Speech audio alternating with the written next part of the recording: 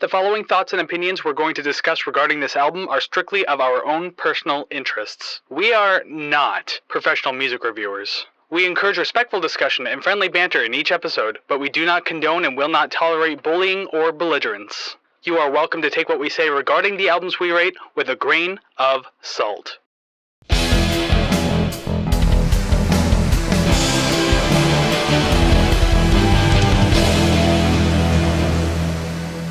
Well, hey there, everybody, and welcome to another episode of the Rate the Record podcast, episode 79. I almost forgot who you were, let alone what number we're on. 79, I guess so, because it's been so damn long. To those of you who don't know, this isn't just a brand new episode, it's a brand new season of the podcast. Season 5 now. We took 6 weeks off there, and we're finally back at this game to be tortured and ridiculed for our musical choices. Yeah, it's season 5. Maybe we'll be better this time. You're a very hopeful host for the day, our Kris, and Savannah. Yeah, it's time to shake all the rust off and try to remember how the hell we do this, and hopefully not piss off too many people along the way. You never know, right? That's the goal, though, is it not? Hell yeah. Well, at least we're trying, I guess. Anyways, welcome to the show. Thank you for joining us today. Brand new episode, brand new season. So this is pretty exciting. So yeah, thank you very much for being here. And make sure you do a bunch of things to help us out. So that way you found us. We want other people to find us too. So there's a bunch of things you could do to help. Like, subscribe, rate, share, comment, follow. All of those things help build us up in the algorithm a little more each and every single time.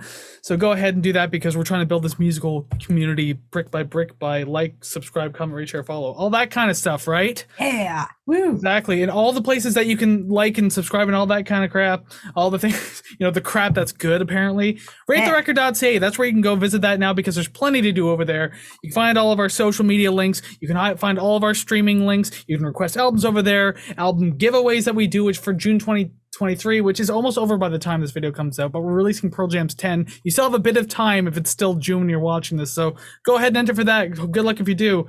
And of course, the RTR Club for $5 a month, where you'll get a shout out, early access, bonus content, all that good stuff. All of that is found at ratetherecord.ca. Yes, what he said. Good job. But there is another link on ratetherecord.ca. I wonder what it could be. I'll let Savannah drink from her very flashy mug first, and I gotta straighten up my shirt's all wrinkled and stuff like that. Yeah, audio listeners, you have no idea what we're talking about. We have merch now. Oh my god. We technically cold launched this back in season 4 by hinting at it and never actually wearing it. And then over the break, I think for my ILTS video for Queens of the Stone Age, I wore this shirt, so that's your hint. But yes, we have merch, and there's 3 different designs as we're making this video. There's this one, there's also the one with the vinyl in the middle with Rate the Record across it. And I guess for audio listeners, I'm wearing the plain text Rate the Record podcast shirt. And we also have our B tier line. So it's not quite A tier material, but it's a B tier line of shirts, mugs, and hats. So by all means, visit ratetherecord.ca. I would say the other link, but honestly, it's long and stupid and it doesn't let us change it. So just go to ratetherecord.ca and find the link there. It's a lot easier. Yeah. Don't you want to be on the B tier joke? I mean, it's really fact, but it's a joke too. I was say it's like a weird, obvious inside joke. Mm-hmm. This mug is of the utmost quality, and I think that everybody should buy it. Exactly. It survived the 30-foot smash test. Ask Kris. No, it fucking didn't. But we're gonna tell people it did anyway. Anyways, yeah, it is episode 79, isn't it? We got no more music to go through this year. This season at the very least. I'm excited for this one. Yeah, not only am I excited I'm excited for the whole damn season, but this one is different because 2 things about the beginning of this season. First off, we've never started a season with an anniversary album. And second off, we've never started a season with a hip-hop album. We've done a few rap and hip hop albums on the show. We've done a small handful of them and everything like that, to varying degrees of popularity and stuff like that. But this one is considered one of the most influential rap albums of all time. Episode 79 today, we're looking at Public Enemy in the 35th anniversary of their album, It Takes a Nation of Millions to Hold Us Back. Stop picking things from the late 80s to remind us of our ages. It hurts. I'm fine. I'm still younger than, so I don't mind. I am a couple months younger, but it hurts nonetheless. Yeah, you're so close to it too. Yep. But yeah, 35 years of this album. As I said, it is indeed one of the most influential hip hop albums of all time. And I mean, like, I've liked Public Enemy for a long time. I've never like listened through their discography, but I usually end up liking songs that I hear. So I was just like, you know what? This anniversary is coming up. By the way, it's like June 28th, so 2 days after this podcast comes out. But I was like, hey, you know what? Perfect start to the season. Gives me a full excuse to like just digest this album completely. Why not do it? And let's tear apart Savannah's choices and pick a hip hop album right from the get-go. I see what you're doing, and I'm offended. Well, we'll see how offended everyone's going to get, or how offended you're going to get as we move further through this whole damn thing. But before we get into the actual, rating review of the album and everything like that, I guess I'll explain a little bit about the band and the album. Although I shouldn't really have to say much about Public Enemy. I mean, they're quite famous. I mean, people know the name. Anyways, Public Enemy is a rap and hip-hop group from Long Island, New York. They were formed in 1985 by a small group of rappers and producers, with only 2 of the originals still around, that being MC Chuck D and hype man and occasional rapper Flava Flav, better known for his role on Flavor of Love. That is in my review, yes. Absolutely. Well, how can it not be? Like, I think more people, like, of maybe the younger generation might know him through that show alone rather than his work through Public Enemy. That's how I knew of him first. So yeah. Perfect. See, that's kind of just adds to my point. Originally, they had a DJ by the name of Terminator X, who is actually in this album, by the way, and he worked with them up until 1998, later replaced by the current DJ Lord, in 1999. So Chuck, real name Carlton Riddenhauer, met Flav, real name William Drayton, at Adelphi University in the 80s. They both started working on their MC skills together, and Chuck would eventually pen a demo track called Public Enemy No. 1 due to feeling ridiculed in his local hip-hop scene. The single caught the attention of renowned producer, mentioned many times on the show, Rick Rubin, after Andre Brown, also known as Dr. Dre, a lot of aliases on this show right now. Dr. Dre showed this to Rick Rubin, and so that's what eventually got Chuck and Flavor signed to Def Jam Records, and they would eventually change their name from Chuck D and Spectrum City. I forgot to mention that before, but they changed it from that to Public Enemy. They released their debut album, Yo Bum Rush the Show, in February of 1987. It got a lot of positive attention and critical acclaim. Riding on that success, they released their follow-up album a year later, today's album topic. It Takes a Nation of Millions to Hold Us Back, or It Just Takes a Nation is also the short form of it, was released June 28, 1988 through Def Jam Records. It was recorded at a few different studios, including Chung King House of Metal in Green Street in New York City, Sabella in Roslyn, New York, and Spectrum City in Hempstead, New York. The album was produced by Rick Rubin, Chuck D, and the influential hip-hop production team, The Bomb Squad, which go back to our Year Zero episode when I mentioned Trent was super heavily influenced by Bomb Squad for that album. And I'm pretty sure if you compare the two now, you can definitely tell. The Bomb Squad's also worked with artists such as Doug E. Fresh, Slick Rick, Ziggy Marley, LL Cool J, Peter Gabriel, Ice Cube, Salt and Pepper, and so many more. There's like way too many to name, but there's just some big ones right up the top. Yeah, which one's the odd one out in that list? Sheesh. Ice Cube, yeah, I know. The album deals with themes of African-American empowerment, critiquing white supremacy, and how toxic the media can be. The album is practically perfect across the board, having been called one of the greatest and most influential albums of all time. Every review score on Wikipedia, including Pitchfork, Enemy, Spin Alternative, and the Spin Alternative Record Guide, give it a 10 out of 10. The Source and Select give it a 5 out of 5. Rolling Stone Album Guide, Q, and The Guardian, and our good friends over at All Music give it a 5 out of 5 stars. And Christgau's, I don't even know if I'm pronouncing that right, Christgau's Record Guide gave it an A-, so that's in our world of lettering, the letter system. Nice. Despite that, though, it did chart, but not in as many countries as I thought it did. So it did hit number 1 on the US Billboard Top Black Albums chart and number 8 on the UK Albums chart, and that's it. That's surprising. Oh, wow. And it went platinum in the US and gold in the UK, and that's it. Despite its like huge like credibility and popularity, like I'm surprised it didn't chart more, but regardless, the album spawned 5 singles: Rebel Without a Pause, Bring the Noise, Don't Believe the Hype, Night of the Living Bassheads, and Black Steel in the Hour of Chaos. Interesting. There's a lot of long names on this album. When I have my little scorebook next to me so I can write down like your songs when we get to the ranking part of the podcast. And just writing out the titles on my own page from my side, I'm just like, I fucking hate this. What happened to the one-word songs, which was really easy to do? I'm writing out sentences at this point. We need to find a band that labels their songs track 1, track 2, track 3. Okay, we're going to listen to Ghost by Nine Inch Nails because there's 4 of them, and each one is Ghost 1, Ghost 2, Ghost 3, Ghost 4, Ghost 5, Ghost 6, Oh, Ghost yeah. 7. 36 songs, and it's just 1 through 36. Oh, it's so much easier to remember. I would just write down the numbers too. I don't have to keep writing the word Ghost. I get it. I know what an album it is. I get it. Exactly. Alrighty then, with all of that said, I think it's time that we actually start jumping into this album and doing this. It's been a while since we've done it, so let's see how good we are at it. Psych, we're not good at it. Anyways, Let's get it started. Just before we dive too hard into it, just going to say this is a 16-track album, but we are foregoing 1 track. That is the very first one, Countdown to Armageddon, because technically it's not a song. It's like a live vocal introduction. There's no singing, no rapping, no music. It's literally just an introduction to the band live from London. So we are not including this in our score of the actual album, and there's no really review of it either. Yep.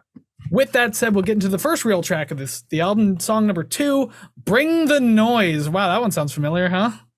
Okay, so, excuse me. I have a problem with the song, and it's the lack of Anthrax on it.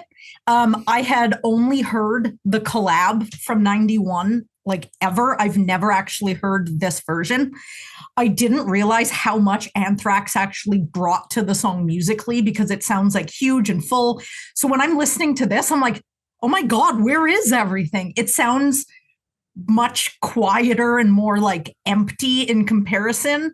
I wouldn't want to say empty. I would say like when it comes to like the surround music. You're just used to the metal sonics.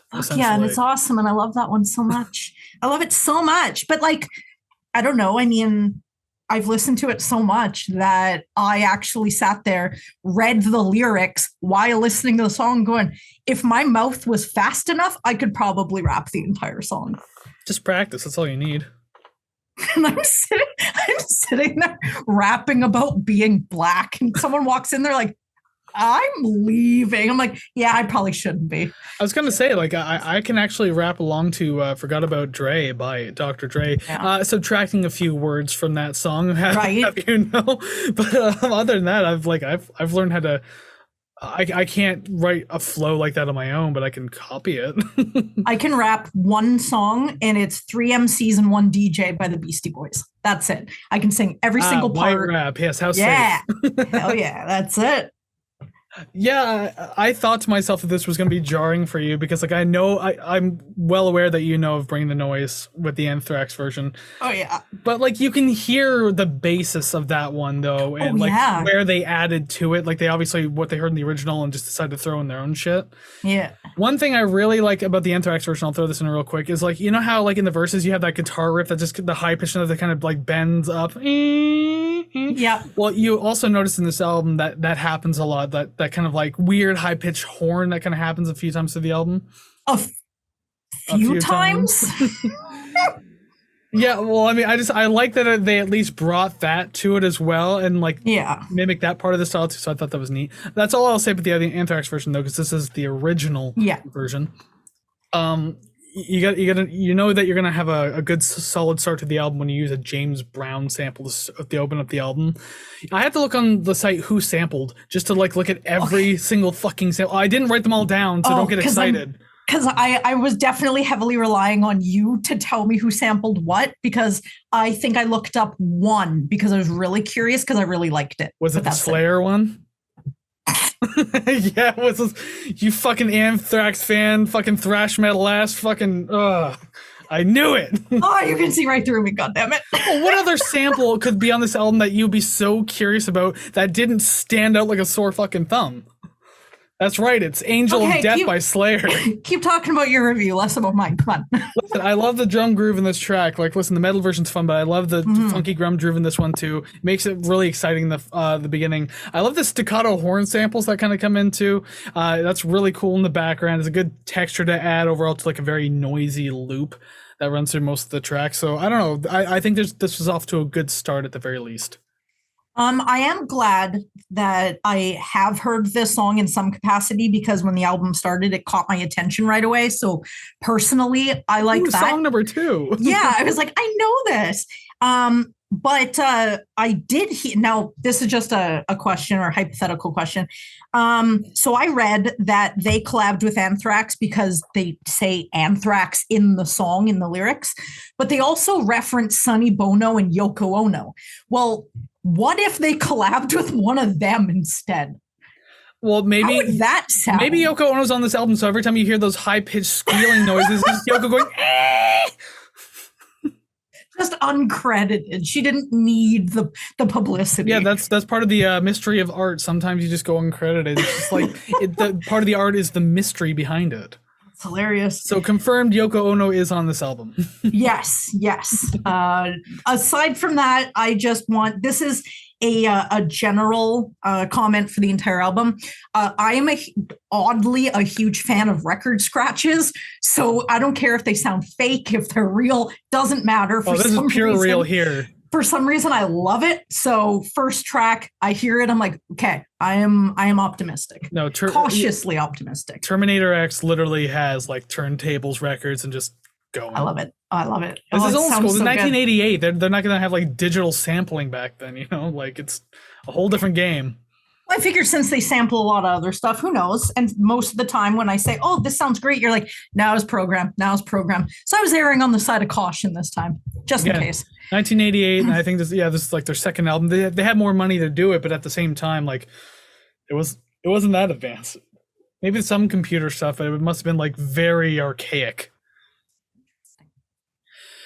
But yeah, I do like the flow on this whole album. Really, Chuck's got a great flow, but then this one, just to start it off with, it's like among one of the best on the album too. I mean, there's some really good ones, but I really like this one. And just a fun start to the album overall. I dig it.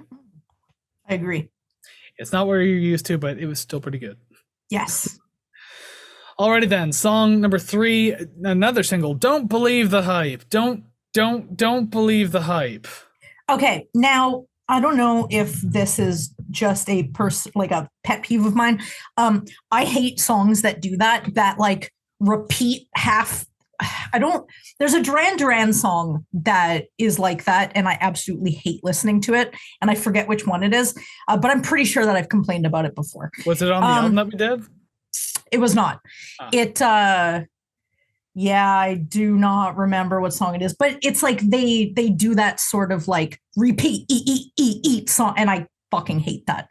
But in this, it wasn't too bad. I feel like when it's kind of on time, it doesn't sound too chaotic, which is good. I really like the guitar sample behind the verse, but I could have done without the repetitive squealing, and that is not the first. Well, I guess it is the first, but it's not the last time I am going to say that.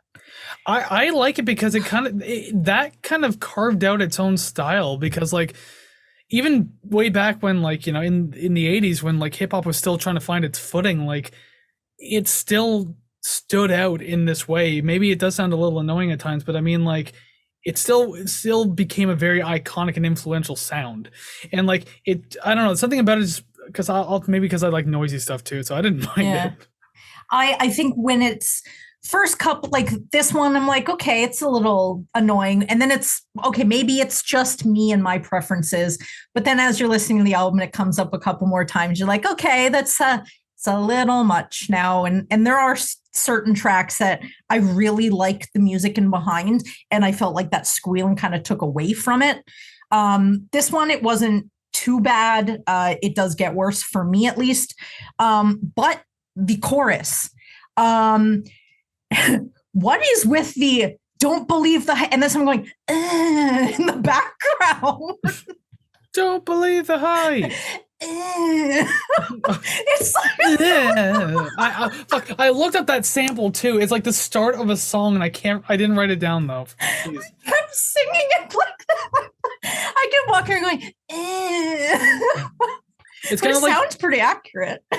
It's kind of like you're about to wash something in the sink. You feel something spongy and realize you don't have a sponge in the sink. So yeah.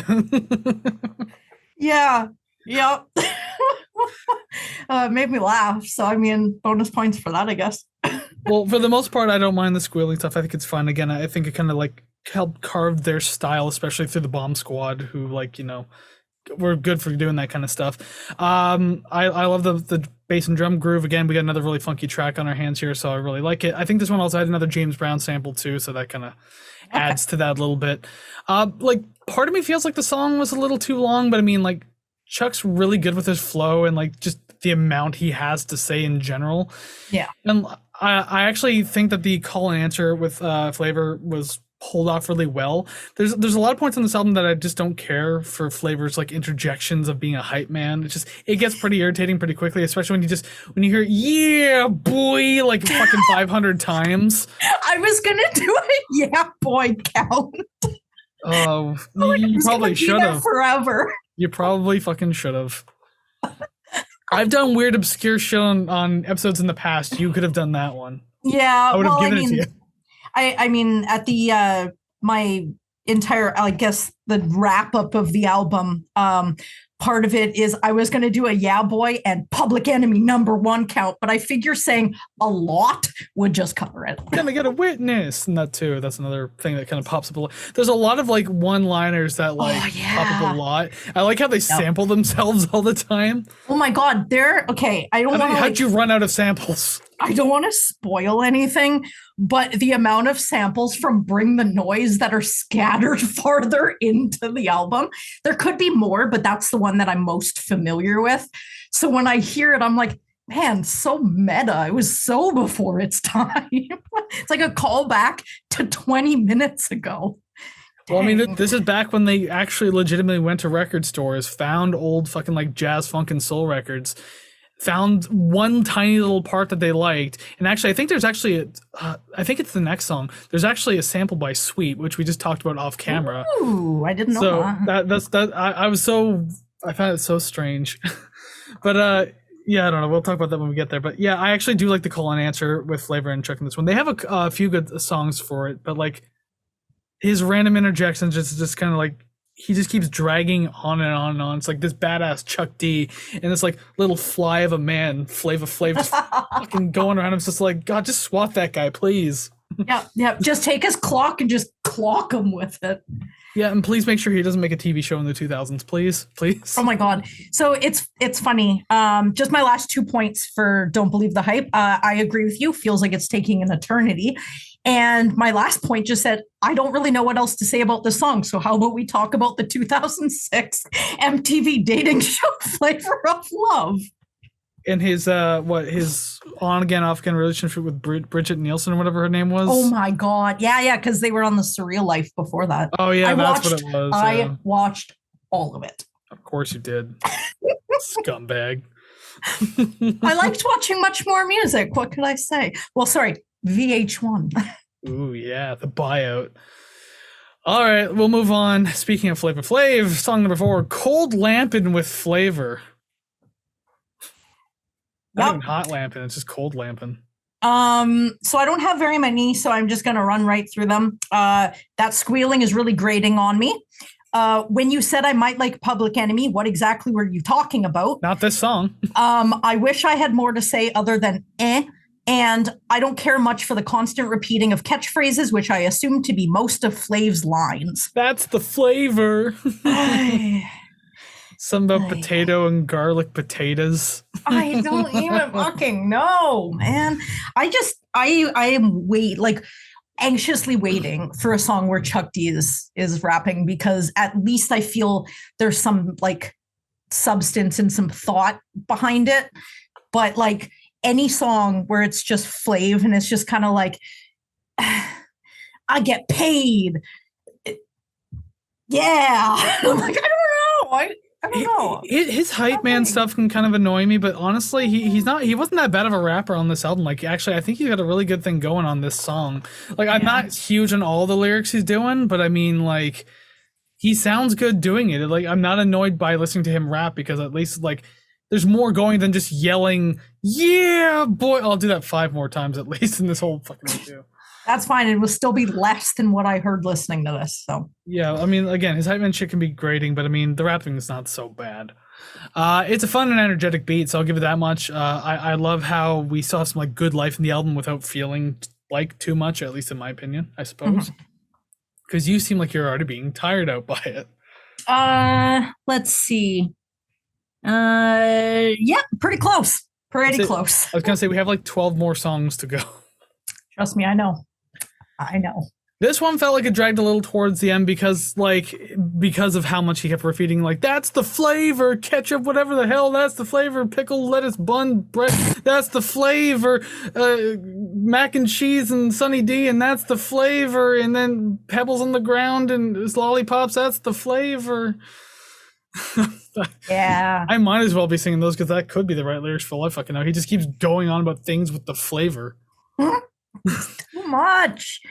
Too much. I looked up what cold lamping means, though. Yeah? What's that? Cold lamping or lamping is just a slang for just chilling and not doing much of anything at all, which is weird. The weird title for such an energetic beat. Mm-hmm.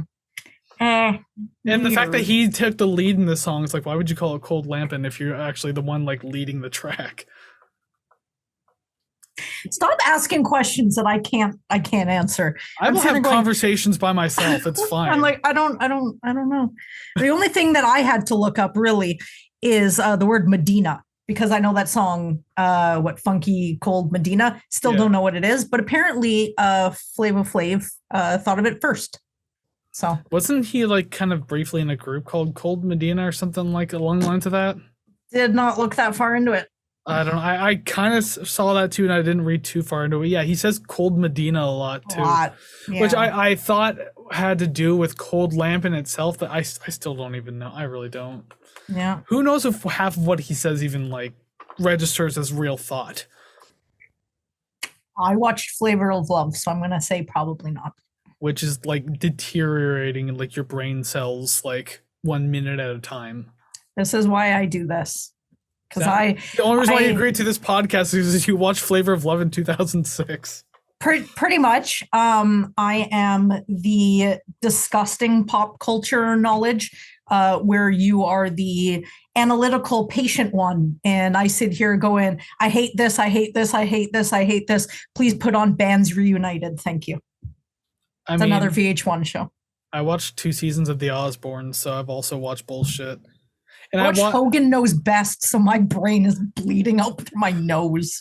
I think every orifice has dropped blood at this point for me because I watched half a season of Gene Simmons' Family Jewels. I watched so much of that because too. The thing is, like, so cute. There was you would say that there was something there was something about having a hate boner for Gene Simmons that I was like, I needed more reasons to hate this man, so I watched half the season, and by like episode 5 or 6, I was just like, if I see this man in public. Oh, sorry, no. Wait, sorry. Yeah, if you're gonna threaten someone, you have to say in Minecraft at the end of it. So if I see him, I'm gonna hurt him in Minecraft. Yes. There, now I resolve myself of all guilt. With a joke, YouTube, calm down. If I got within like even 100 feet of him, like 20 bodyguards would like just destroy me anyways. It doesn't matter. Yeah, and then they would swarm your body, and then they would leave, and you would just be covered in Kiss memorabilia and stickers all over your face, and I was gonna say a billboard behind you strapped to your back.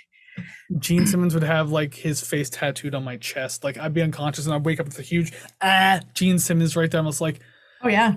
Oh man, does anyone want a skin donation? I'm good. Yeah. I don't need my left pec anymore. Yeah. Oh, we will give you $5,000 for every month you have that on you, and you're like, I would rather not. I would. No thanks. I'd rather suck dick at a truck stop, sir. Thank you very much. Anyways, not speaking of sucking dick at truck stops, song number 5, Terminator X to the Edge of Panic. Long ass title there.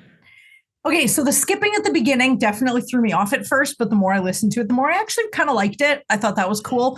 Every time I tried to figure out if I knew what song it was, I couldn't figure it out. I liked it though. So I'm mentioning that squealing again, but I did put, I swear to God, if this is a signature sound, I'm tapping out now. Little did Savannah know. And you didn't tap out. I didn't. What are you, Because Daniel Bryanson or whatever, Brian Danielson, whatever the hell his name is? I am more offended by that now. It's been a while since I've watched wrestling. I can't remember. I used to like him, but I don't. Brian Danielson, I think his It's name Brian is. Danielson. There yes. you go. The chorus is solid, and I really like the alternating vocals versus the scratch back and forth. Solid. I liked it a lot. The one thing I didn't like the most about the song was right in the beginning. Like, I know that the skipping in the samples like intentional, but like it doesn't play too well in the headphones. It's so jarring. Like it doesn't really it doesn't enhance anything. It's just kind of like this sounds broken and not in like a fun way. Like, listen, I listen to industrial music. I listen to noisy music, and that threw me off. So that just shows you how well that doesn't sit with me.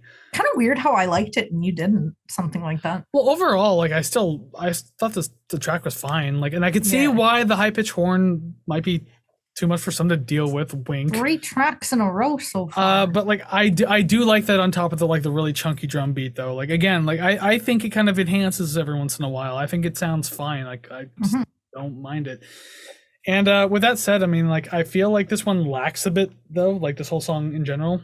Despite the fact that I do like it a bit, like it still kind of lacks because maybe like because like a lot of the bass is in the drums and there's no actual like bass going on.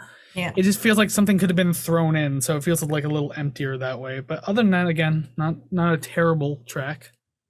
I imagine a fly girl from In Living Color dancing to this in the most 80s/90s way possible in like fluorescent spandex behind them on stage.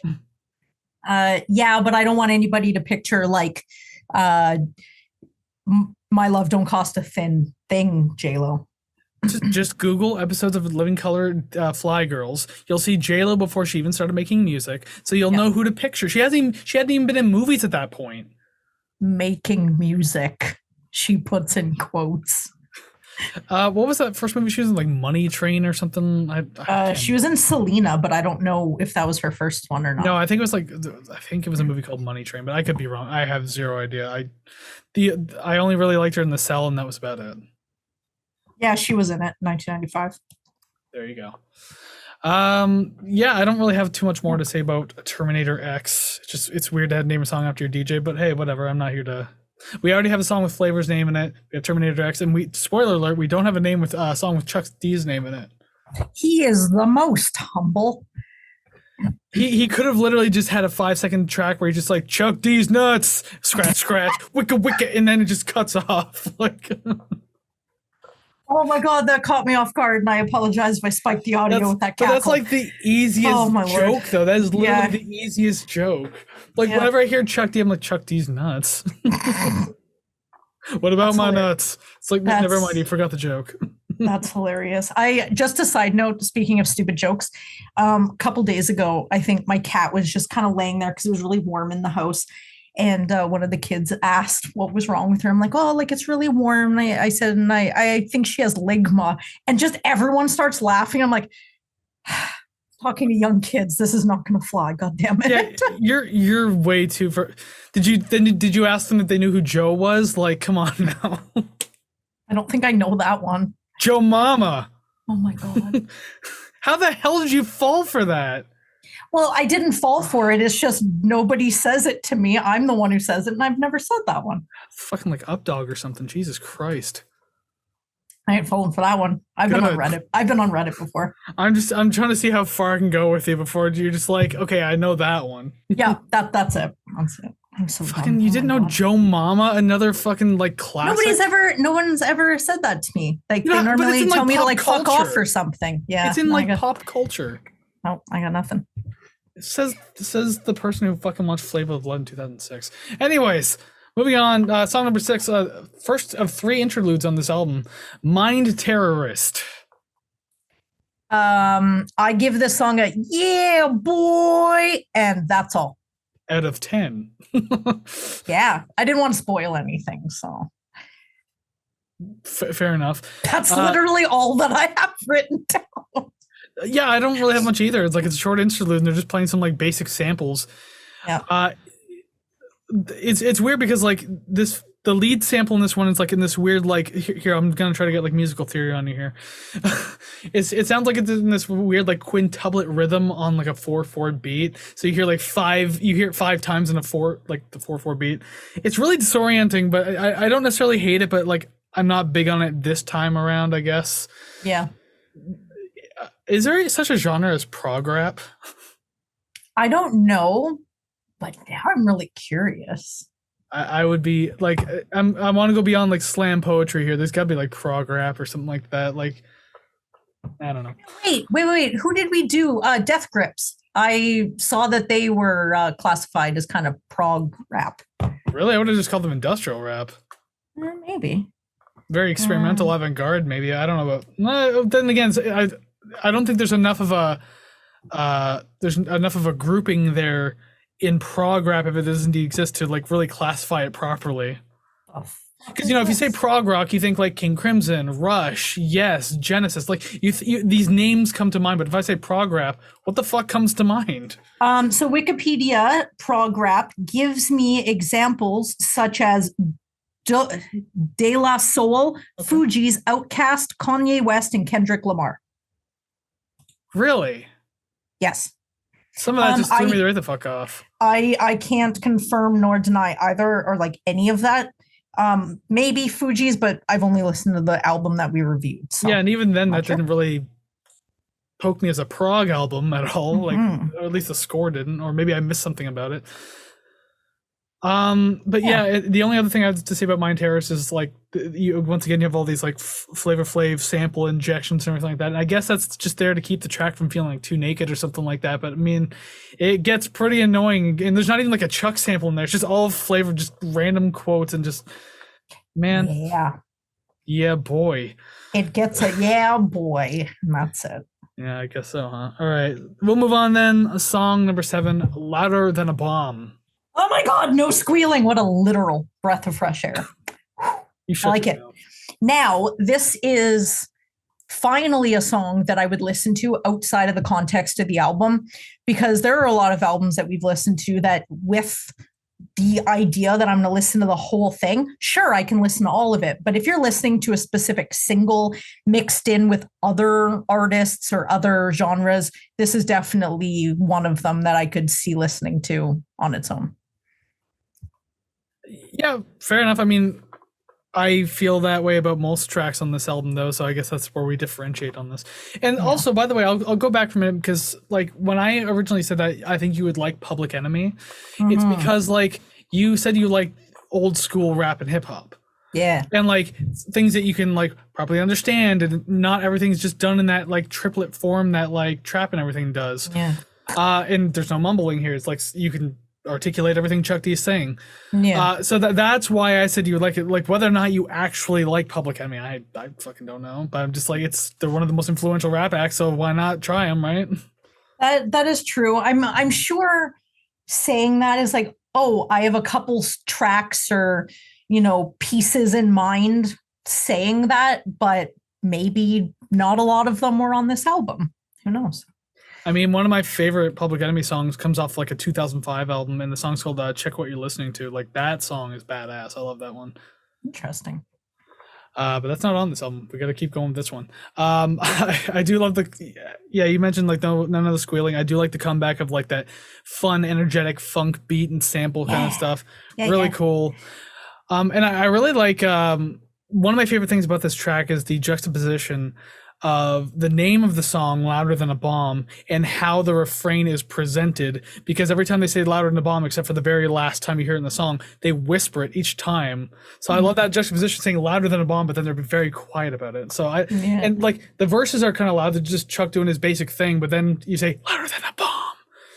There's something about that I really like. I think that's good, clever composition. That's smart writing. It's like having someone at like 6'7" with the last name Short. I guess. What a comparison. That's the only thing I could think of.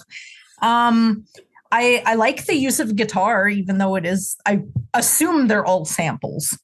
I like it. I think it sounds great.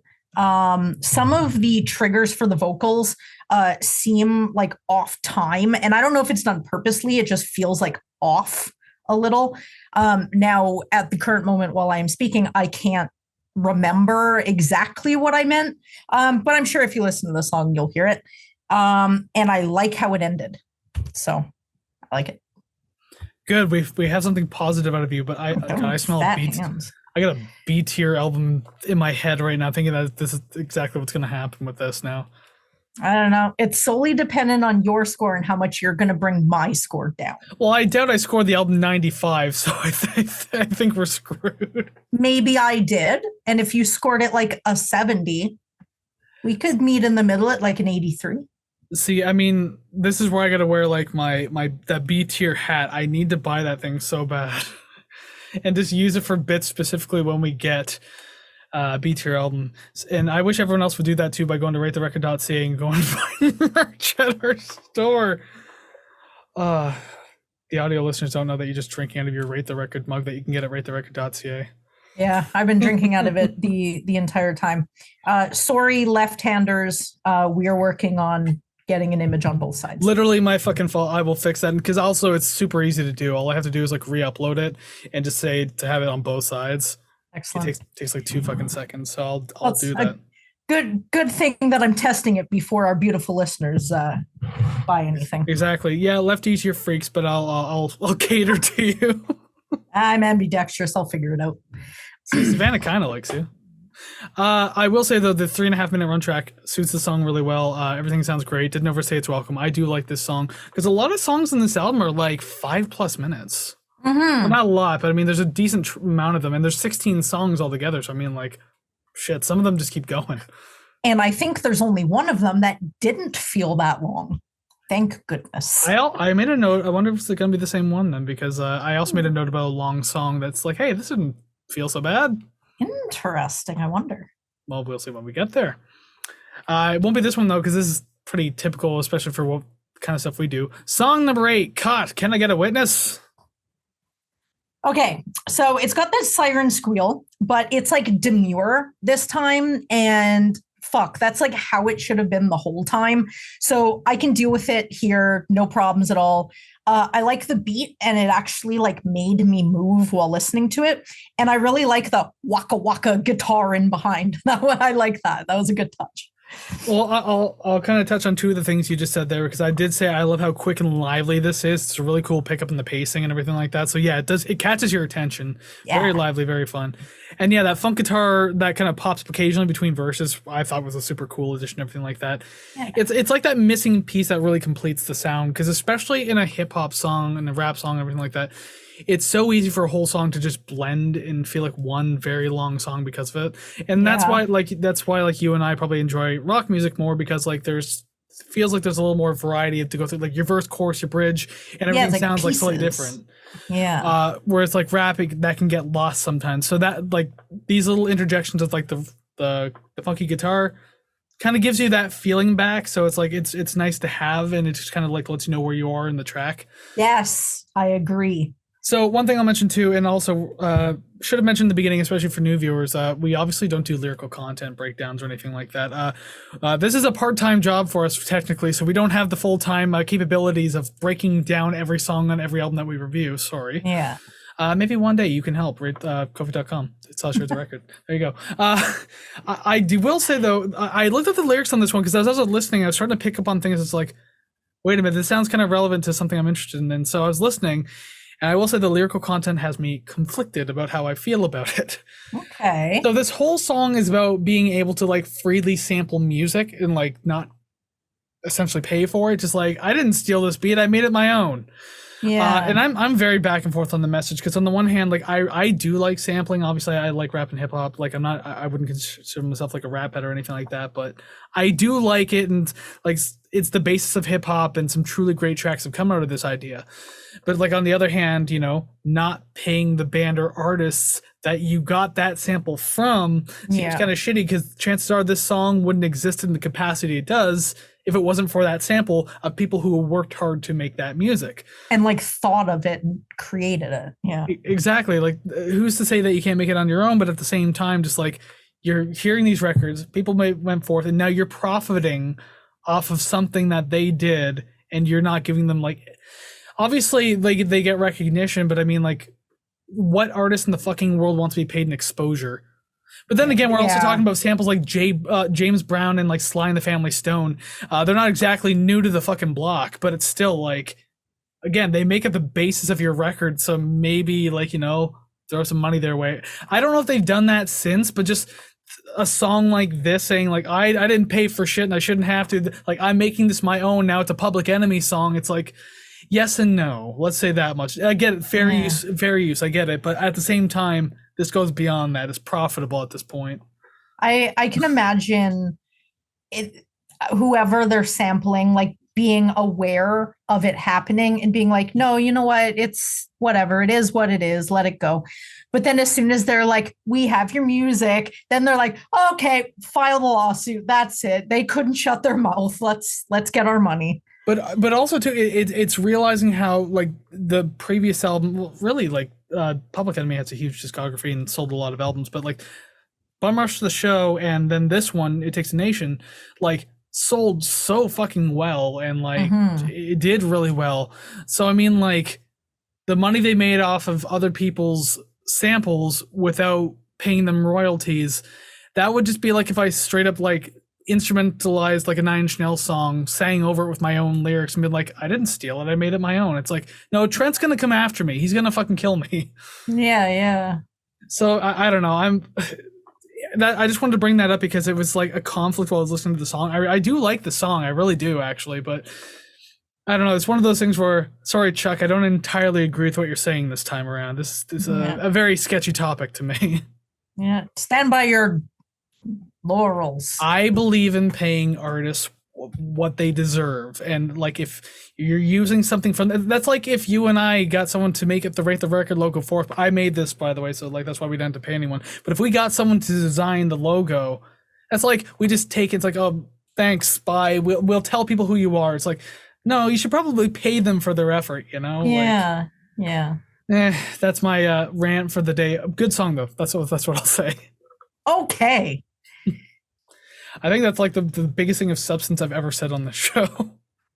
You know what? I agree. Everything you've said has been terrible up until now. So good job. But at least my musical tastes are better than yours, so I can hold that above my head like a big golden crown. You know what? I hope it falls and knocks you unconscious. Well, that's fine because people see the crown and I got to show them what you got, right? So whatever, that's the best pun I got. Song number 9, show them what you got. It's another interlude, by the way. Okay, so you want to know what I got? Flav got his Yeah Boy song, and now Chuck D gets his Public Enemy #1 song. So I give it one additional Yeah Boy, and that is all. I wonder if he lacked in confidence because the fact that you have to keep popping up and saying Public Enemy #1 is just That's like all. No, I get that he's not saying Public Enemy is #1. I Yeah. guess he's like, I am Public Enemy #1. I understand, but I just like the idea of thinking that he's like not confident at all. He's just like, no, we're #1. Come, Public Enemy #1. The Screw NWA, which, by the way, released straight out of Compton 2 months after this album. Oh, wow. So, I mean, talk about a hip hop battle in the 80s. Holy fuck, like 2 months apart. And that, I think that one was highly more successful than this album. Yeah. Very, very interesting enough. But yeah, as I said though, with Show What You Got, it's another interlude. This one starts the B side of the record, actually. I think actually the side A was called Silver and this one's called Black, if I'm not mistaken. Oh, interesting. So yeah, the interlude in the first part, it's like I thought that was going to be like an album flip, but like, nope, wasn't that one. This is it. So its placement makes sense here at the very least, kind of like, you know, being the new side. I didn't like the overlapping sax layers in this one though, how they just kind of like drifted over top of each other and just like felt like they're trying to create this like never ending cycle of it. It's, I don't know. It was never ending. It just, the never ending cycle, the never ending story. It's a bit of a cheap track and thankfully it's only an interlude, so you didn't have to deal with it for too long. Yeah. Yup. As soon as I heard it, I was like, please, please, please. And then when it ended, I was like, oh, thank God. So obviously, like, I know that you like to listen to things and like move around, do other things and everything like that while you're listening to the albums. Like I do that too, but like when I'm reviewing it, I have like, I'm here at my computer, I got Spotify in front of me and I'm like typing my notes out. So I can see the length of the songs and I also type out the length of the songs as I'm like typing out my notes. Yeah. So I knew this one was going to be shorter. So I was looking, okay. I was like, okay, we have an interlude on our hands, so hopefully it's not so bad. And so far, it was my least favorite interlude. The way that I do it now is because I'm able to wear one earbud while I'm at work. I will listen to the album maybe once or twice a night for like 2 days. And then when I actually sit down to review it, that's when I sit here. I do nothing else except for just sort of put myself in the music. But the first couple times where I'm actually at work and it's just playing in the background, there'll be times that something will pique my interest. I'm like, oh, okay, that's noteworthy. So when I actually sit down to write it and it comes up again, I'm like, oh, this is what I thought of it. And it kind of makes the review a little easier. Except sometimes when I'm writing it, I'm like, yeah, I know exactly what I mean. And then when I'm reading it now, I'm like, I have no idea what part that was. God damn it.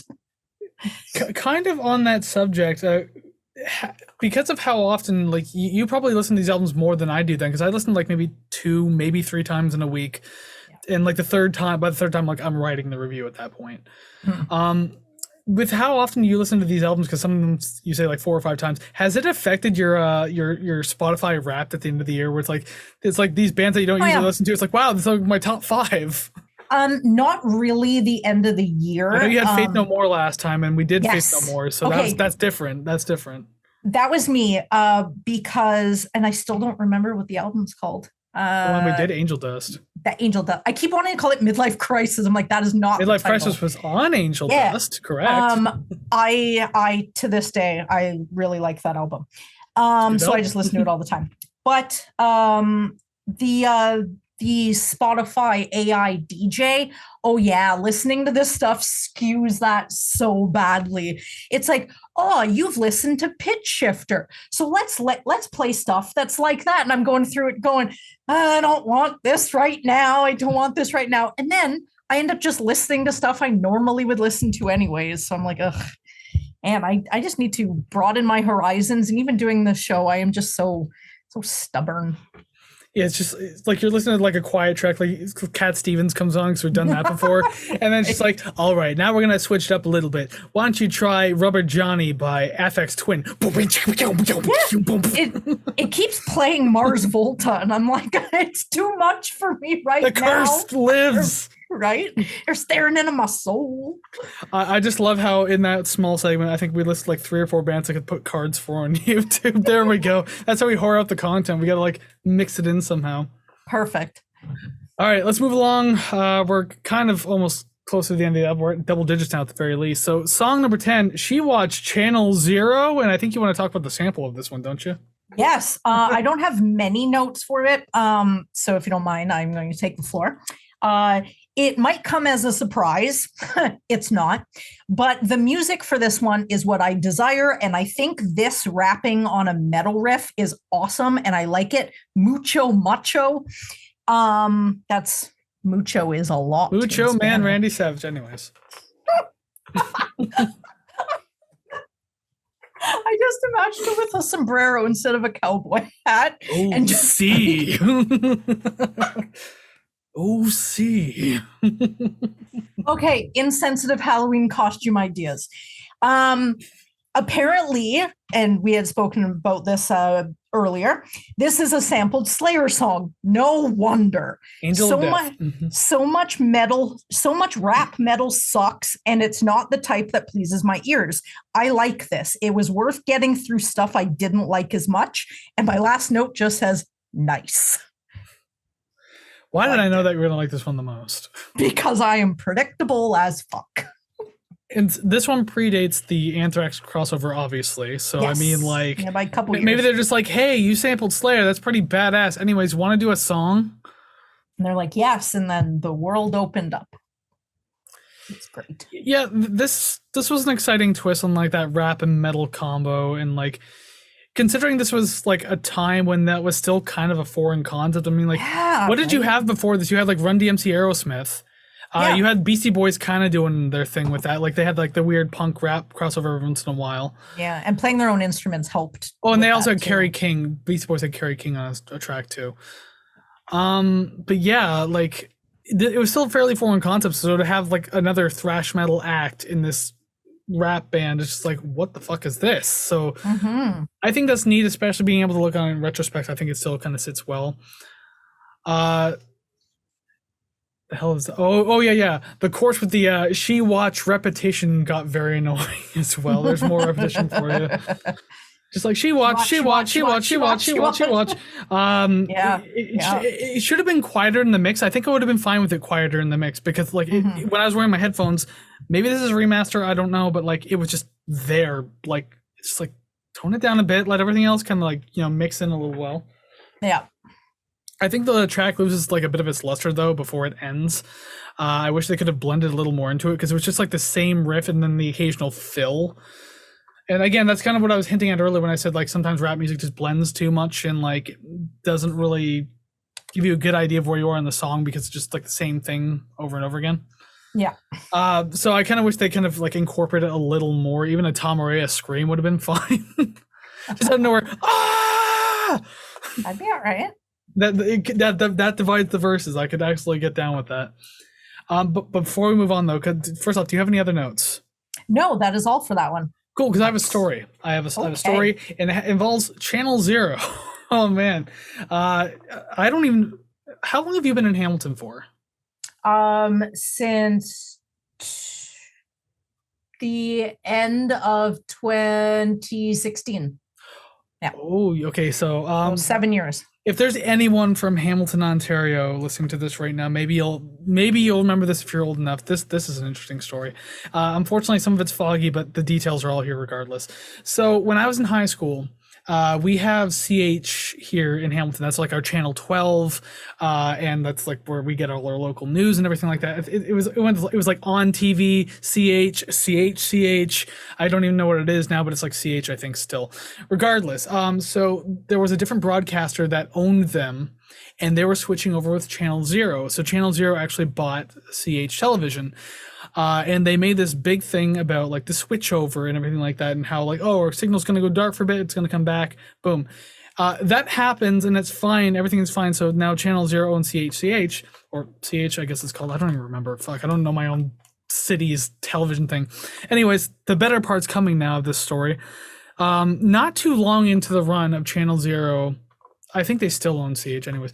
Not too long into the run of them owning it, one particular morning during CH Morning Live, regular broadcast, everything is fine, everything is good. I was in high school at the time, so must have been like 2006, 7, or 8. One of the three, I don't remember exactly when. There was a signal cross because Channel Zero owns many different channels nationally, like Canada. Like that Max Headroom thing, isn't it? Canada and the United States. Oh, it gets better than Max Headroom. I can tell you that much right now. I don't think this was a hack signal. I think this was a gigantic oopsie, and you're going to find out why in a minute. So basically what happened, signal cross, news disappears, hardcore gay porn pops up on Channel 12 like 8:30 in the fucking morning for like a solid 3 to 5 minutes. Two dudes just bumming each other raw when people just wanted to watch the news.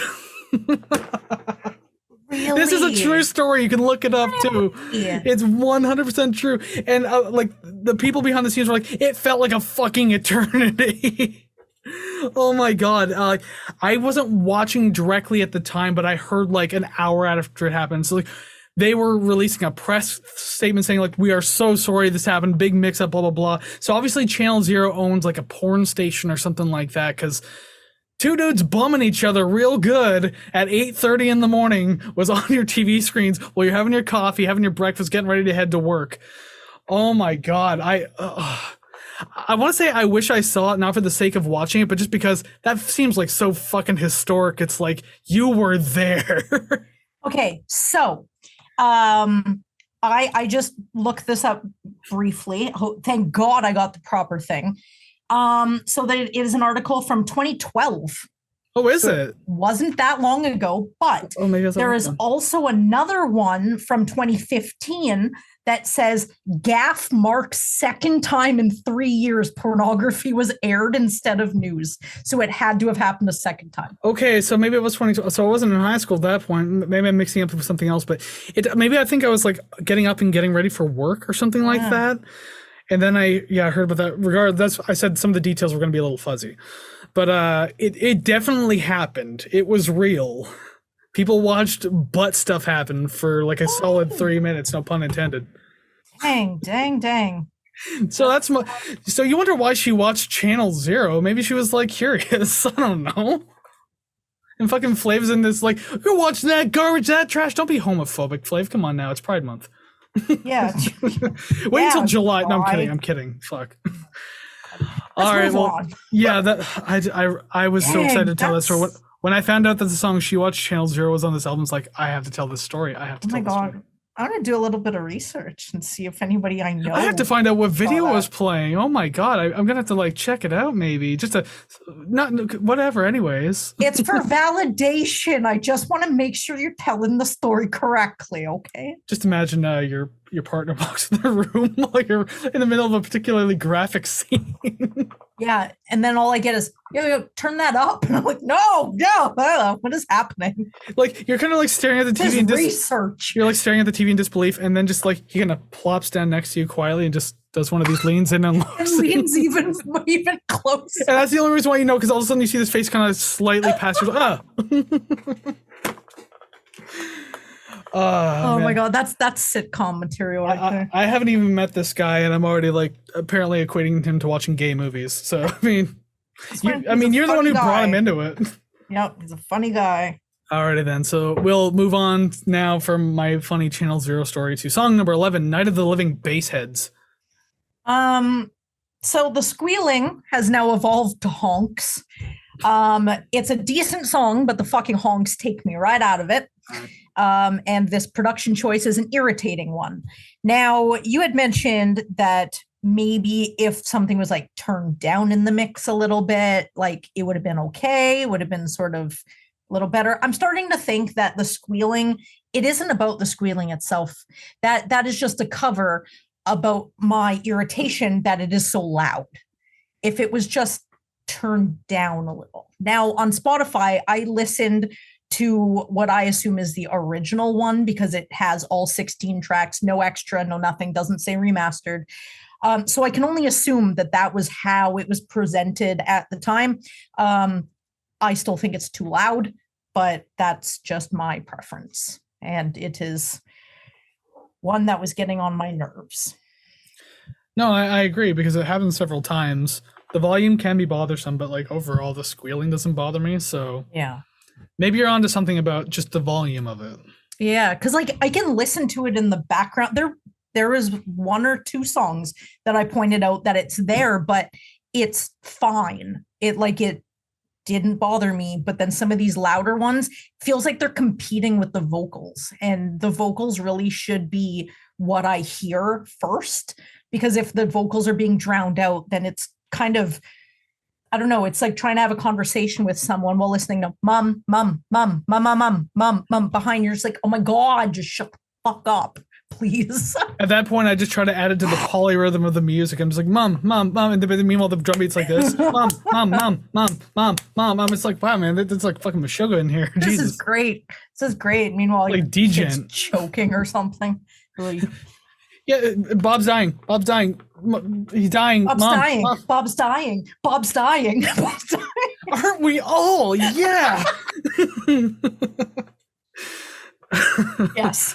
Yeah. So we talk about gay porn and children dying on this podcast. Welcome if you're new, by the way. Yeah, welcome to season 5. You have 4 seasons of bullshit to catch up on. I don't think we've ever discussed kids dying in gay sex on the podcast before. There's a first time for everything. Yeah. Next time, we're going to talk about necrophilia.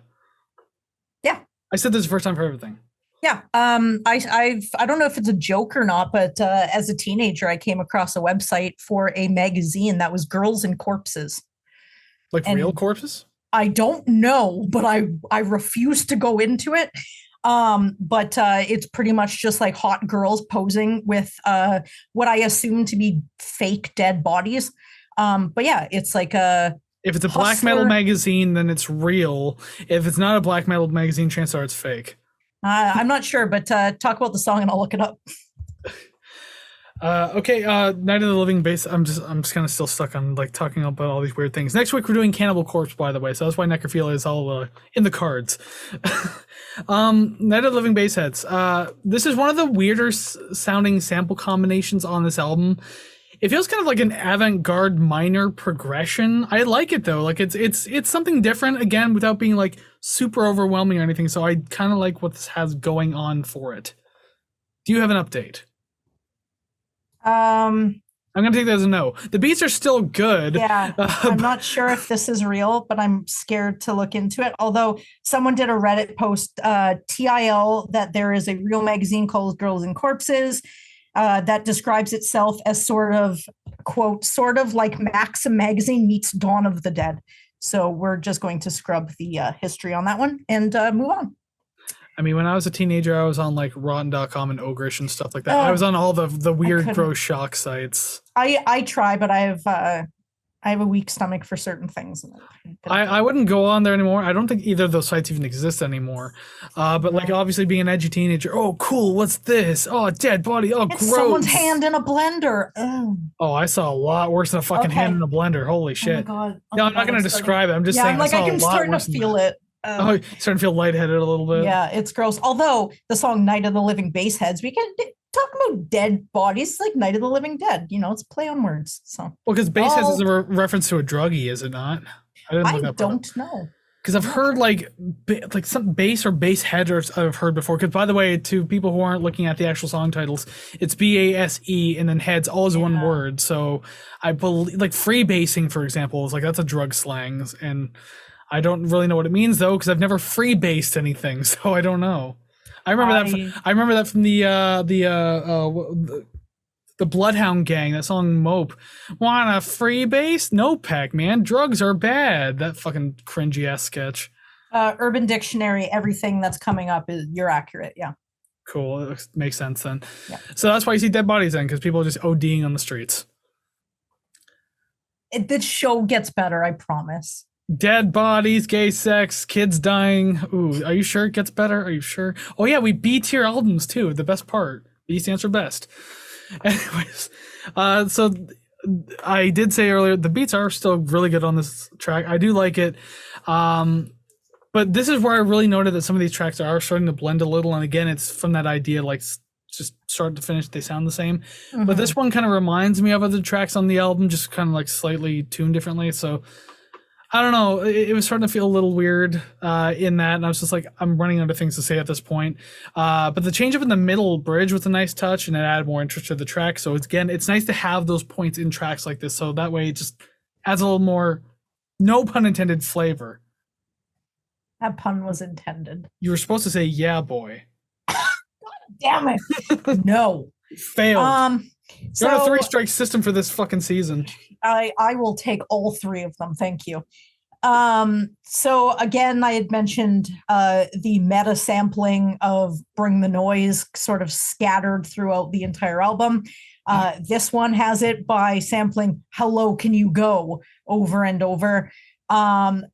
Like I said, because I've heard that song so many goddamn times, every time I hear just like one phrase from it, I'm like, I'm in that song again.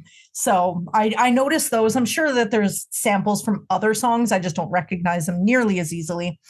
But there are some things that I do like about this song, but I find hip hop songs very hard to explain.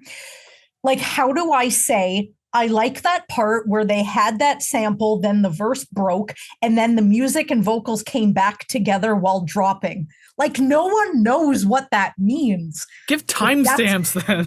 But that's what I liked about it. That's what I tend to do, especially if we listen to something like a little more unorthodox. Yeah. I will usually point out like a timestamp. So that way it's like, if anyone wants to know what the fuck I'm talking about, they just go back to like, oh, okay, I hear what he was saying. But you're just like, I like that drop and that switch up. Cool. This is what, a 3-minute, 14-second song that could be at any point in the track. Yeah, exactly. So listen to the whole thing. I am in cahoots with the record labels, and I'm trying to push people to If listen you to the were entire in album. cahoots with Def Jam Records, I'd be like, what the fuck are you doing on this podcast? I'm best friends with Beyonce. Queen Bee, huh? What the fuck are you doing on this podcast? I don't know. I don't like Beyonce at all. At me, I don't care. But no, I used to do timestamps, and then I found that it was just getting very tedious explaining. At 3 minutes and 14 seconds when he did the thing, and then at 3:17, I was like, okay, just shut up. I would not want to listen to somebody do that constantly. So now, But if you're I leave referencing it, one particular part, though, it's not so bad. I leave it as ambiguous as possible, so someone has to find out. And if you don't care, don't care. If you care, figure it out. All right, It's like you said, it's a 3-minute song. It's in there somewhere. But that's the part that I liked. So it was good. well, there you go then. Yeah, and it was a short enough song, so I mean, not too much more to say about it. Mm-hmm. So we'll move on to song number 12, Black Steel in the Hour of Chaos. Again, I hate writing these titles down by hand because they're so fucking long. All right. So this is definitely you saying that, it's starting to kind of blend together. Okay, that was this for me. It kind of touched a little bit earlier in the album, but this is where I felt the need to write it down. There's just so much of this that feels and sounds like the rest.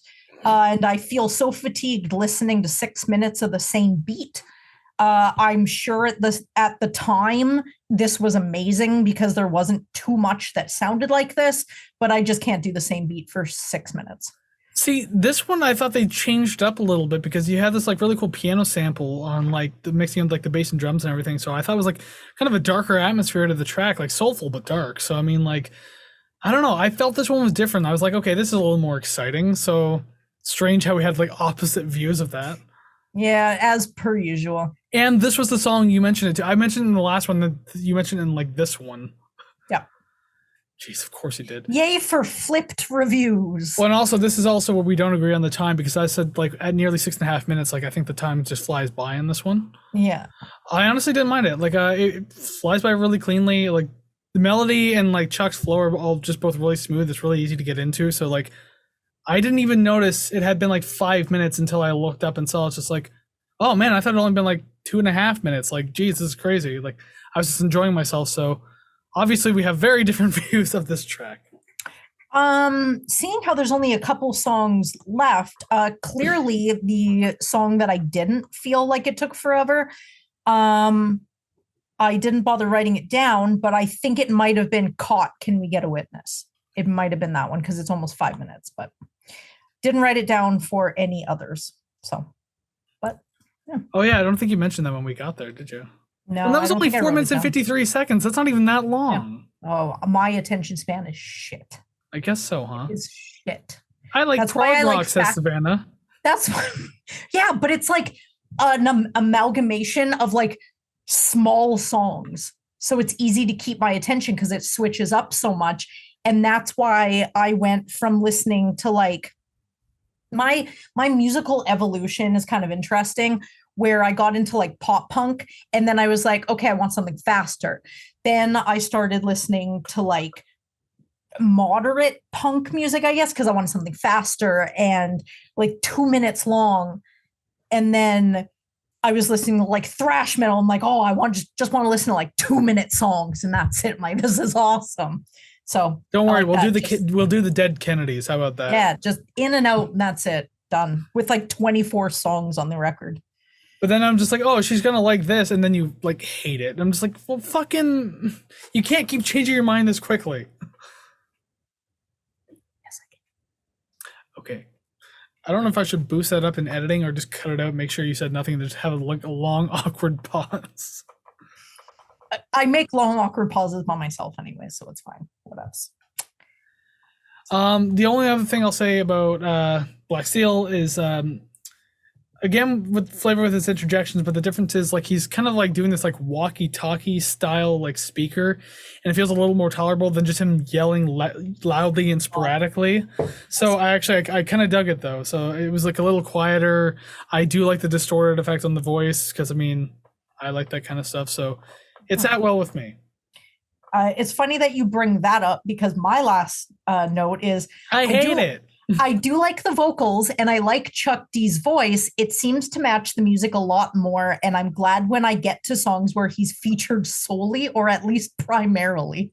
Well, he's usually primarily though. Yeah.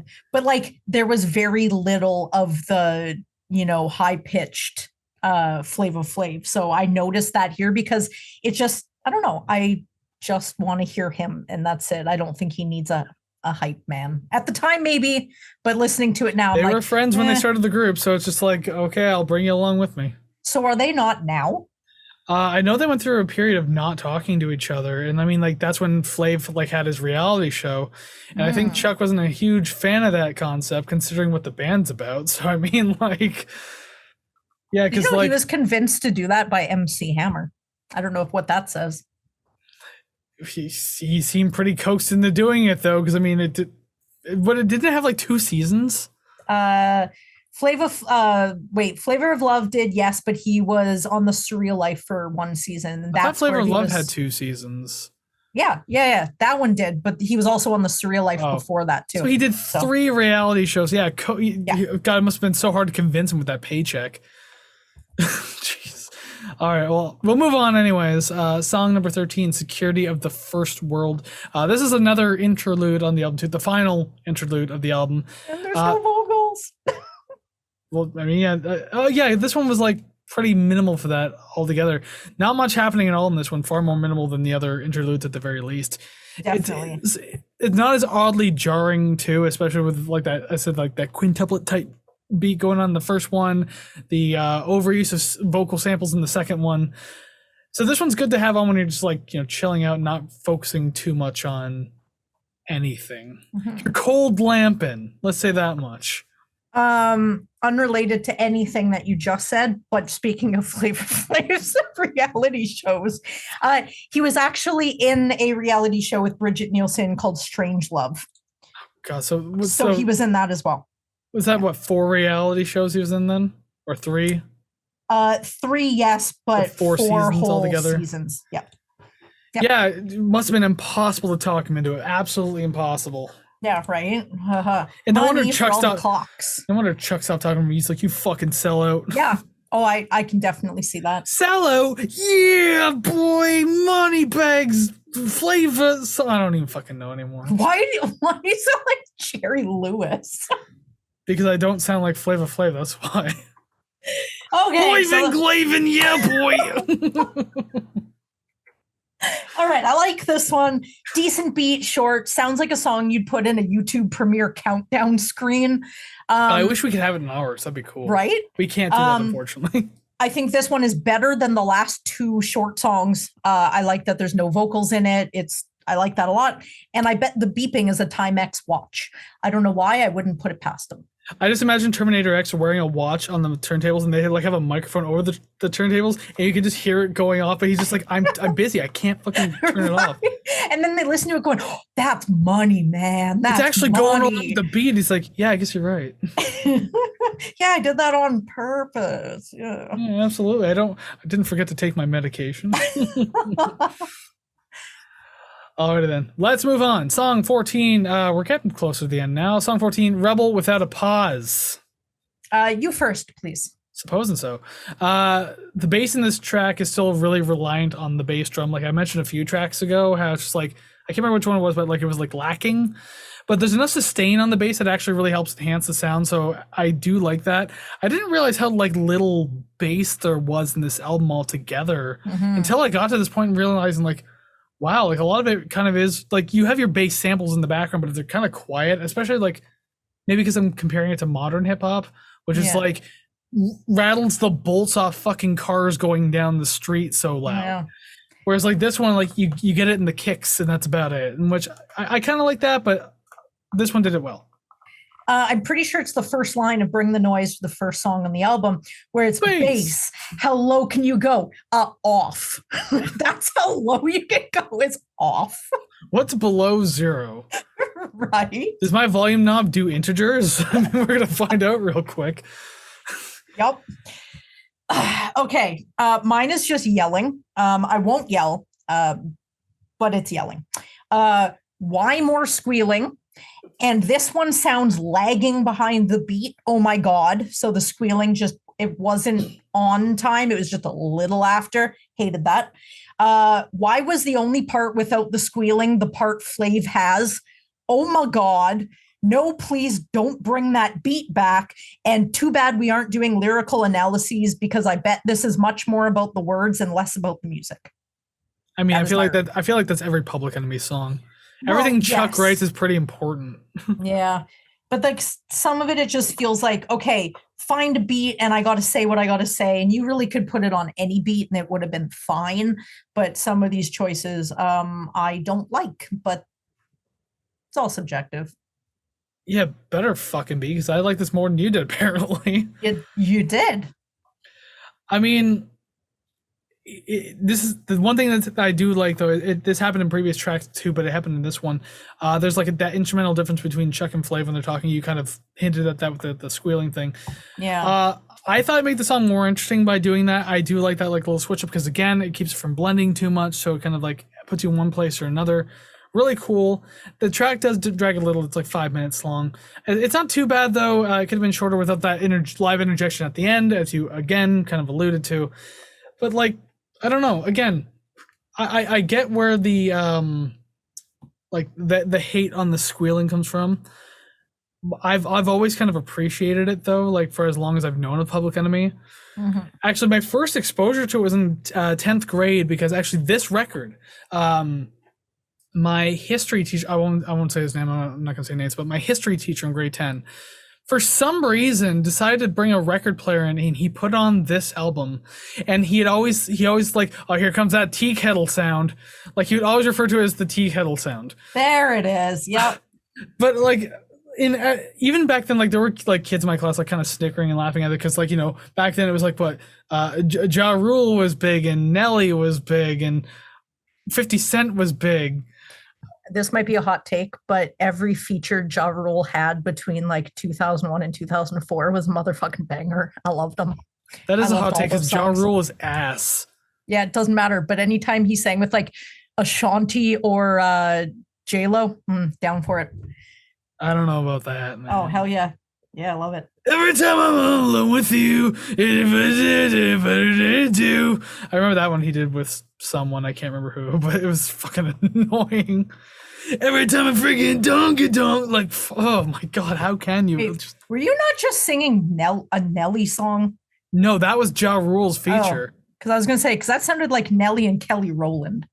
What? No. I don't know. All I heard was, so I kind of pieced it together. Who sounds like they're gargling in that fucking, that song where she's texting with Microsoft Excel? That is not Ja Rule. No, it's not. That's what I'm trying to say, though. I'm saying, who's gargling in that song? Nobody. Every time I'm alone with you, I gotta love the thing in you, baby. Whatever. I'm just talking about that song, not the Kelly Rowland Nelly song. Okay, I have no idea what song you're. Regardless, it's garbage and was on Much Music forever, and that's Ja Rule's voice. That's just his natural voice. Whatever. Anything you did with Ashanti was a banger. All right, continue. Too bad nothing ever happened with Ashanti after like 3 years. She fell off the fucking map real hard. She dated Nelly forever. And that's all I know about her. And her song Foolish is a fucking banger as well. Foolish. Okay, yeah, I remember that one. For a minute there, I thought Foolish Games by Jewel. I'm like, that's not even the same person. What are we? Games. Are you enjoying this Public Enemy review? Anyways, we're going to move on to song number 15, the penultimate track, Prophets of Rage. Okay, so speaking of penultimate track, so far, absolutely nothing has sounded like it's approaching the end of the album. Nothing is giving me end of album vibes. It's not even the last track. Right? It's like we're not done, or like we're almost done. It's none of that. It's just like, here's what we have, and that's it. And I really appreciate that, because I'm not feeling like, oh, it's time to wind down. I just feel like it kind of kept the consistent energy throughout the entire thing, and it gives it to me here. Again, this is another one that I would listen to on its own outside of the album. Still love the record scratches, 100% down for that. I don't even give a shit if it's just an entire song of record scratches. I'll take it. And I like the samples here. and I referenced like the speech, but it's really just someone talking. I really like the interest that added into that. There's just something about this one that I like so much. I looked at the samples on this track, but once again, for some reason, I didn't write them down, and I do not remember what they are for the life of me. But because I mentioned that this reminded me like a lot of the track Straight Outta Compton by NWA, just the way it was presented. And so I had to look it up because I'm like, did they sample that? But then I realized the album Straight Outta Compton, the album actually came out like 2 months after this one. So I was like, oh, they couldn't have. And also, that's East Coast, West Coast right there. I don't know what that feud was like in the 80s, but I can't. 90s. The 90s is when it got hot.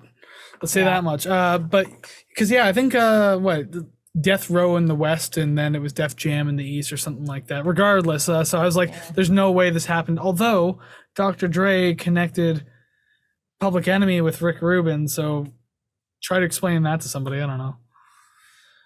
But anyways, it has almost nothing to do with it. But yeah, I thought there might have been like a match there because of, again, with the Dre correlation. But yeah, like the none. But I like how it kind of reminded me of that because, like, I mean, that album's pretty hot too. That song's pretty hot. So yeah, I was enjoying the way this one sounded. I really dig like how heavy and chunky this whole beat was too. A lot of fun. Like when it comes to like rap and hip hop, it's hard to name like a heavy song, but this is the heaviest song on the album. And I'm not including the Angel of Death fucking sample, whatever. I'm talking about like this one. They made it heavy on their own without electric guitars. So that's pretty damn cool. Yeah. I think maybe that's why I would listen to this one. It's a little heavier. And also this one was only 3 minutes, 18 seconds. So it really did wonders for the track. Great track without dragging at all. So really appreciate this one. Really like it. Yep. I enjoyed it and I scored it appropriately. Cool. So did I, but we'll find that out soon enough because we got to go one more song, final song on the album, song number 16, Party for Your Right to Fight. Yes, it is a play on words with the Beastie Boys. I thought the Beastie Boys copied them, but no, this came out 2 years afterwards. We literally did Ill Communication in the first season. Yeah, in the first season. And earlier in this episode, which my goldfish brain remembers, I said my memory's shit. My attention span is shit. Didn't we? Everything about me. Isn't Ill Communication like, I think that was 35 years old when we covered it, wasn't it? Jeez, I don't even remember anymore. Probably. I think that one came out in like 84, 85, I think. 86. 86. Okay, 86. So then something like 2022 or something. I don't even remember anymore. Fuck. Yeah, it must have been 2022, like early 2022. Anyways, talking about this one. As a matter of fact, that song, Fight for Your Right to Party, is sampled in this song a couple of times at the very least. I'm not huge on the instrumentals in this one. The only one I'm really big on is, Jesus Christ, I just got a lot of hiccups and gas going on in my chest right now. Oh, no. Well, I'm almost out of my drink anyways. It's fine. And we're almost done talking too. So again, not big on the instrumentals on this track, but I do like the instrumentals when they're actually rapping though. Mm-hmm. They sound cool there, but other than that, it sounds kind of like, I don't know, tacky with samples that just don't sit all that well. One thing I really like though, that I didn't like the first time I listened to it, but then it grew on me very quickly, was the split vocals in each speaker with Chuck in the left and like Flavor in the right. I love the tonal difference between them. I love how they're kind of off of each other, so you could tell it was like live takes. Really dig that. I don't know, there was something really pleasing about listening to that. So I don't know, it grew on me. I really like that portion, so I appreciate that. I didn't have much of an opinion on it, but I did mention that it kind of threw me off that the vocals are in each ear, but offset just slightly. So it does feel like they're next to you trying to match each other and talk to you, which is kind of cool. This definitely sounds so 80s, and I actually kind of like it. Of course it is pretty cheesy sounding. I like the music, and I really enjoyed the female vocalizing or vocalization or whatever. I like that. And the song ending, it just ended abruptly. It was a little jarring because I was like, oh, like we're done. But I feel like it's kind of like you're reading a book, you get to the last page, you just slam the book closed and the album ends. And if I think of it that way, I actually kind of appreciate it. It's like we have nothing else to say. Goodbye. There's like 4 more minutes of song and they just slammed the book shut. Right? Like the middle of a bar. It's like the souls of the damned coming out of the book and their hands are coming out, and so you just got to close the book before the hands come out too far, you know? Yes. The only other note I have is we've already been mentioning it a lot already, but I was hoping that this album wasn't going to end with multiple uses of "Yeah, boy." But Oh my god! of course it did. Like this, of course, this is how they end the album. It's a Public Enemy track. Why am I shocked? Maybe it's just because to this day I'm still annoyed by it, but here it is, and this is back when it was in its prime, and maybe, I mean, chances are, "Yeah, boy" was like kind of like catchphrases as we have them now. Remember, like how a handful of years ago there was like YOLO and shit like that, and people said that because of Drake and stuff like that. Now, yeah. Well, I'm just saying, like, "Yeah, boy" must have been like you couldn't not hear it on a street corner every 5 minutes, like, or like "Eat My Shorts" and "Cowabunga" when The Simpsons were big. Don't have a cow, man. Right? Hearing that all the time. Doe. There's one in that exact tone too. Doe. Yeah. Yeah. Although I like the actor who replaced Homer Simpson in that one episode when he said "Poe." Oh god. Let's just start a Simpsons podcast. I can talk about Yes. that shit all fucking day. Oh my god. I And then could have the watch that Simpsons shit fans forever. just destroy us. That's fine. Alrighty then, well, we are now at the end of It Takes a Nation of Millions to Hold Us Back by Public Enemy. Oh, My goodness, God. 16 whole tracks, and we are technically 15, I guess, since we didn't do one of them. Yeah. You get the idea. 16 tracks up under our belts now. So, hey, thank you very much for making it this far through the podcast, if you indeed did. If you checked out this album and, want to talk about it, by all means, do that in the comments below of wherever you're listening. Audio, video, doesn't really matter. Love to hear your opinion. You heard ours. We want to hear yours. How'd you feel about this album? Yes, let us know. Haha, yes. Yeah, so I can't read it because my emotions are fragile. That's fine. I'm the one who answers like all comments anyways on fucking YouTube and shit like that. Yeah, I don't Didn't the guy from Psychotic Symphony reach out to us and you still haven't responded because to I him? don't know what to say. Hey, I guy from not- Psychotic Symphony, if you're listening right now, take this as like the sign of why we haven't responded. No, honestly, okay. What am I supposed to say? Aside, like, I am not a fan. He said he's the cow dude, and you're like, oh, my that's God. cool, blah, blah, Yeah. blah. Yeah, okay. I don't know what You guys got any like tapes laying around? to say. Like, I'm not someone to be like, give me free shit. Or, I'm not someone to be like, oh my god, I'm your biggest fan. Let me suck your dick. No. Ask what happened to the band, and like if they got any plans, like what is everyone doing now? What's up? Like, questions like that, like a biography type thing. If I We can get exclusive interviews. If I didn't already try and creep them online before we even did the episode, I could pretend I didn't know, but I know that one of them is a camera rig guy. Or a sound guy for like films and TV and stuff. The guitarist played with David Lee Roth. I think one of them just doesn't do anything musical. But I looked this up because I'm a fucking creep. Yeah, but they still probably appreciate people like you because no one asks questions about Psychotic Symphony anymore. Anyways, Yes. we're not talking about Psychotic Symphony. We have to check that one continue. out anyways. Pretty good. I've run out of cards, but yeah, I think that was like episode like 43, if I remember correctly. It's back in season 2, Psychotic Symphony, if you want to go watch that. But we got to finish off our Public Enemy episode because that's where we are now. We're starting season 5. That was 3 seasons ago, god damn it. Yeah. All right, so now it's time for the show where we rank the songs. So above our heads, boom, graphics have changed. Our names and numbers. There's a lot of numbers up there. And there's going to be a lot of names too because there's 15 songs on each side, 30 altogether because that's what we do now. Rank the songs from least favorite to favorite, worst to best, bad to good, whatever you want to say. That's what we do. 15-1. Sure, why not? Yeah, we rank it 15-1. Yeah. Alrighty then, so let's just get this started because we've been rambling for a while. Anyways, so do you think we're going to match it all? No.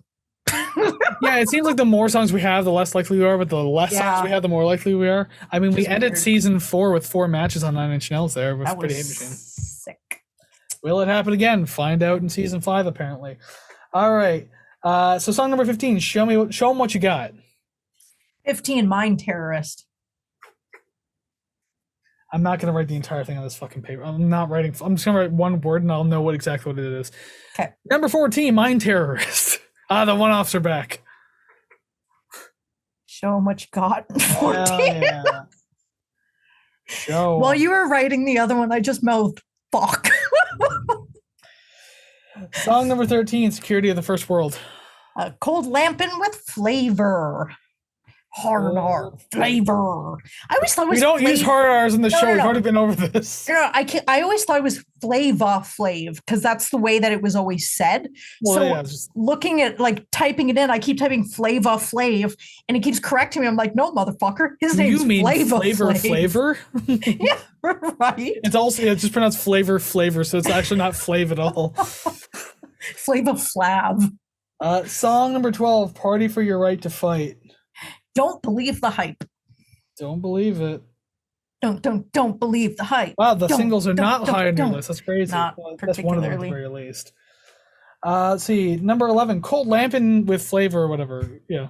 Rebel without a pause. And I'm back with the fever hat, Ben Davis slack. Sorry, I'm thinking of Kid Rock now for some dumb reason. I'm thinking of American Badass. Oh my god. Because he starts the song by saying, "Devil without a cause, and I'm back." Kid Rock's shit. Anyways, Yeah. song number 10, Terminator X to the Edge of Panic. Night of the Living Baseheads. They're coming to get you, Barbara. See, that's what I thought the first time. I'm pretty sure everyone did. Mm. Number 9, she That's watched special. Channel Zero. She watched gay porn. Bring the noise. To anyone who skipped ahead and missed that Channel Zero story. Yeah, Yep. go back and listen to that. And then never listen to this podcast again because that's probably what you do. Yeah, see, Kris isn't being homophobic. I told the story that's relevant to that point. Yes. Look at that, number 8, Night of the Living Baseheads. Black Steel in the Hour of Chaos. I'm truly believing there is no matches. This is how we're going to start the season. Damn right it is. Black Steel. I did this shit purposely. There you go, because so did I, because number 7, Black Steel in the Hour of Chaos. Motherfucker. Security of the First World. Surprised you like that one as much, but then again, this is the same person who Yeah. fucking rated In It by Pitch Shifter as number 1. It's a shame, innit? Sure it is. Number 6, Bring the Noise. Number 6, Caught. Can we get a witness? Praise the Lord. Number 5, Rebel Without a Pause. Terminator X to the Edge of Panic. Term X. Number 4, Louder Than a Bomb. Prophets of Rage. This is fantastic. I love how annoying this is. Kind of, eh?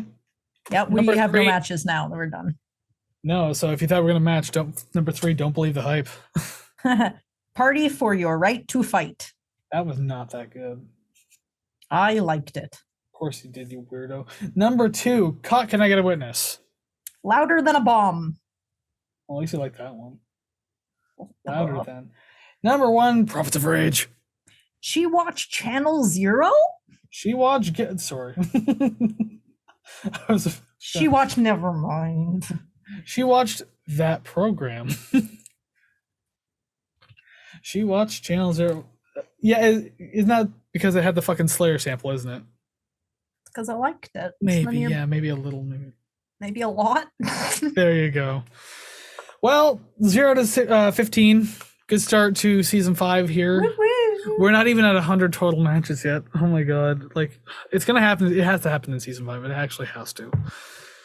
But Just watch, like next week we end up with more than 50% of the album matching and throw a big party and the balloons that I've netted in my ceiling for the last 5 seasons can finally come down. They're all wilted now. I wonder what song is actually going to break the 100 match barrier, though. I'm so curious. If you want to know how many matches we have every Thursday on Instagram, we do post that, by the way, so you can always check that out. So check it out this Thursday when the Public Enemy one goes up, if you want to keep track. Until then, we got one more thing to do. The title track, what my shirt says here, and what Savannah's big flashy mug says, rate the record. That's what we got to do, so let's do it now. Whoosh. All right, here we are on the album rating screen. Oh my god, it looks a little cleaner than it did last year. I kind of cleaned it a bit over the break. To anyone who watched our shit over the break and saw me redux episode 33, by the way, which was Tripping Daisies, Jesus Hits Like the Atom Bomb, it is a little higher on the list, and that's actually what got me to fix the list in the first place. So, hey, there you go. Thank you, Tripping Daisy, for helping me fix the list. Thank you, Tripping Daisy, in general. Yay. Maybe like the guy from Psychotic Symphony, maybe Tripping Daisy's listening. Who knows? Maybe Probably not. Maybe they really like Public Enemy. I don't know. If they don't like Public Enemy, I hope they like me. Please, Tom DeLauder, send me some free stuff. Thank you. Polyphonic Spree is pretty good too. Yay. He sends you like a broken tape cassette. Anyways, I'll we take gotta rate this album. The first one is season 5. Where's it going and why is it on the B tier? We're gonna find out in a minute because we have to give our scores first. So I'm gonna go ahead and make Savannah do it first, just because she's so special. She deserves to go first. I do want to correct myself. I'm pretty sure I said Tom. I meant Tim. Now I'm definitely not going to get that broken tape cassette. Oh, fuck. I really messed They might up. wipe their ass with a t-shirt and give it to you, and that's about it. Oh, I feel like it's such an ass. Now I had read this earlier, but I'm just going to read it again. I was going to do a Yeah Boy and Public Enemy #1 count, but I figure saying a lot would just cover it. That's pretty much this entire album. There are definitely songs in the album that I would play on their own, but they really just make up a small fraction of the whole record. The score is higher than I thought it was going to be, but with this many songs, I mean, it kind of evens out, and mine came out to be 71.2. Like 2-0? 2-0. Okay, I just want to make sure I'm writing that properly. 71.20.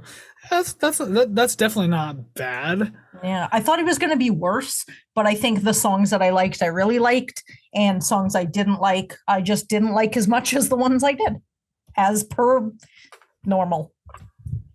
Fair enough then. So yeah, 71.2 then. That's fine. So obviously I do like Public Enemy, and kind of the same thing with you though, where it's like certain songs will rank much higher than others. And that goes for a lot of albums I had. You know, I'd still buy this one on vinyl regardless that I also B-tiered this album with a 76.66. So there's 3 sixes in there. Talk about the evil or something. Ooh, I don't know. Mark but of the devil. Something along the lines of that. There's a 7 in there, so it's got to be lucky somehow.